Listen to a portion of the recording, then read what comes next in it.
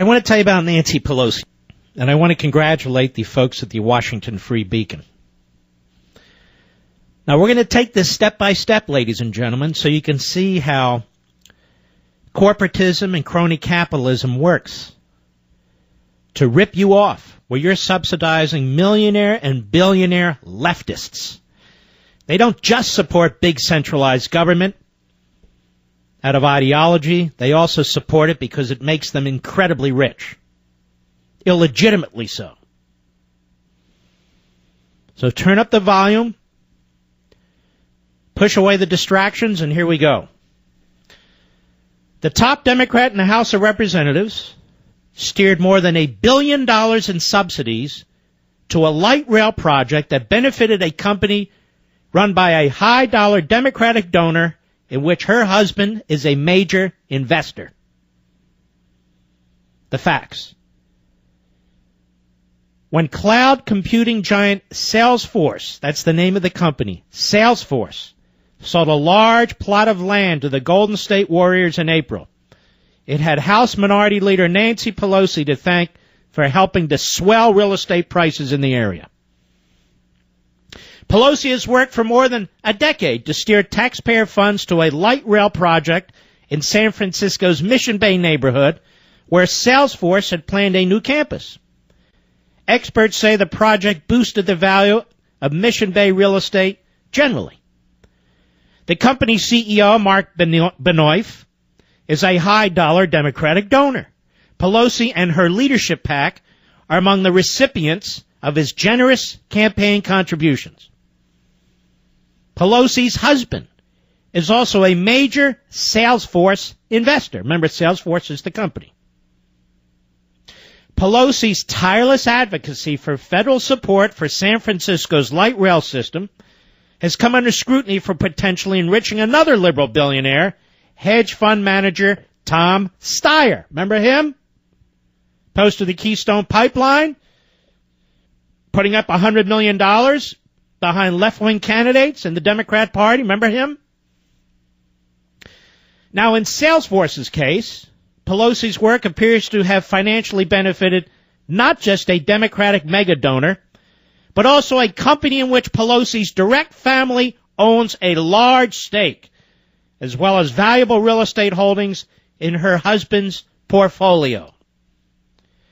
Salesforce paid $278 million for 14 acres in Mission Bay in 2010. It bought the land from a group called Alexandria Real Estate Equities, which purchased it from another company called Focal MB, a division of Democratic financier Tom Steyer's hedge fund. Stay with me. The exact dollar figure of its sale to the Warriors was not released. We paid a very pretty penny, the team's owner said. Now, real estate values in Mission Bay have skyrocketed over the past decade as the city works to transform the former industrial neighborhood. Quote, from a decrepit and seemingly abandoned old rail yard 15 years ago, Mission Bay has sprouted into San Francisco's fastest growing neighborhood, unquote. So reported the San Francisco Business Times last year. Now, San Francisco real estate is some of the most expensive in the nation, and Mission Bay has seen some of the fastest growing property values in the city in recent years. Contributing to that rise has been the expansion of the city's 3rd Street light rail line. Studies on the financial effects of public transit projects, including one that looks specifically at the 3rd Street expansion, have found that they increase property values in surrounding areas. Pelosi has been the expansion's champion at the federal level. Since 2003, she has secured well over $1 billion for the project in the form of earmarks, federal funding agreements, and stimulus disbursements. That work has come under scrutiny since it was revealed that Farallon was a major landholder in Mission Bay, as Pelosi, a recipient of the Steyer campaign contributions and an ally of the billionaire environmentalist, steered taxpayer money to the light rail extension. Now, that's the key. She's steering an enormous amount of your money into this light rail system. It's pushing up the value of real estate enormously. It's pushing up the value of real estate for a couple of companies in particular. And one of those companies, her husband invests in. Her husband is an investor. A 2004 real estate deal gave Farallon ownership of roughly 2 million square feet of commercial space in Mission Bay. Salesforce's planned campus in the area was a bit smaller, but still significant. According to documents submitted to the San Francisco Planning Department, its 4 buildings would have comprised nearly 1.5 million square feet.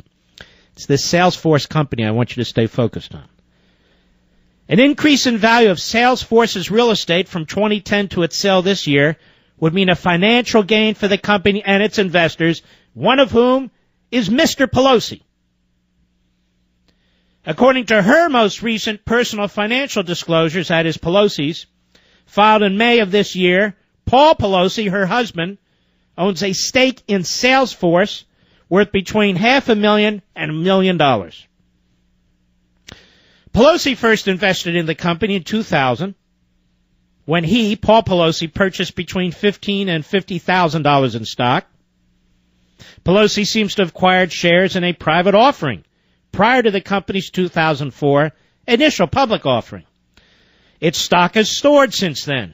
It debuted at $3.75 a share in 2004. As of today, it's $53 a share. Wow. Pelosi's office did not respond to questions about whether that might constitute a conflict of interest. Well, only in Washington would it not constitute a conflict of interest. And I'm sure Mr. Holder will be all over this. Now, Pelosi's investments in companies with business before the House came under intense scrutiny in 2011 and 2012 when Congress debated measures governing insider trading by members of Congress. An eventual law imposing stricter regulations on members' financial activities even included language informally dubbed the Pelosi provision due to her and her husband's participation in IPOs of companies actively lobbying for or against federal legislation. By the way, it's not just Pelosi. Many of them do this. Dianne Frankenfeinstein's husband, they play this game too. Well, I don't know what my husband does. He's very independent. I don't know what he's doing. Much of the information in Pelosi's other members' insider trading came to light in the Hoover Institution fellow Peter Schweizer's book, Throw Them All Out. Of course, you know we had Peter on the show at the time. But in addition to his reporting on Pelosi's IPO participation, Schweizer revealed that her husband owns property in San Francisco that will likely benefit from this 3rd Street light rail extension. 2 stops on the extended light rail line are about 3 blocks from a 4-story office building owned by Paul Pelosi. According to disclosure forms, the property at 45 Belden Place is worth an estimated $1 to $5 million. He made between $100,000 and $1 million in rent from the property last year. The National Association of Realtors says that high-quality mass transit, like the 3rd Street light rail, can increase property values over 150%. There's a sweet spot for obtaining the maximum transit premium. 2 to 4 blocks away is ideal, they wrote. Well, that's roughly the distance from Salesforce's planned campus to a Mission Bay stop on the light rail as well. And Pelosi's office building happens to be square in the middle of it. In addition to the potential financial benefits of the transit premium from investors such as Pelosi, the light rail extension worked to the advantage of Salesforce itself. The company, which would not say whether it realized a gain on its sale to the Warriors, is held by a high-dollar Democratic donor. CEO Mark Benoit bundled $500,000 for Obama's re-election campaign. He's donated another $300,000 to Democratic candidates, party organs, interest groups, and so forth and so on, according to data compiled by CQ Moneyline. Benoit is more bipartisan in his donations than many prominent Obama supporters, but his Democratic donations dwarf what he gives Republicans. So here's the bottom line. Paul Pelosi has investments in a company that benefits directly from this light rail line. He's got an office building that likely benefits directly from the placement of one of the stations on the light rail line. Pelosi has been pushing this to the tune of over $1 billion over the last 10 years. And I want to ask you folks a question. Why isn't this criminal? Why is it that when multimillionaires and billionaires use our tax dollars to enrich themselves with this inside-outside game, inside politicians, outside donors, and corporatists, why isn't this a crime? Why shouldn't Nancy Pelosi be compelled to answer for this? Why shouldn't she be dragged in front of a federal grand jury and paneled to investigate this? And how is this legal? How can this possibly be legal when a prominent member of Congress keeps pushing a project from which she and her husband and her family benefit? I'll be right back. Mark Levin.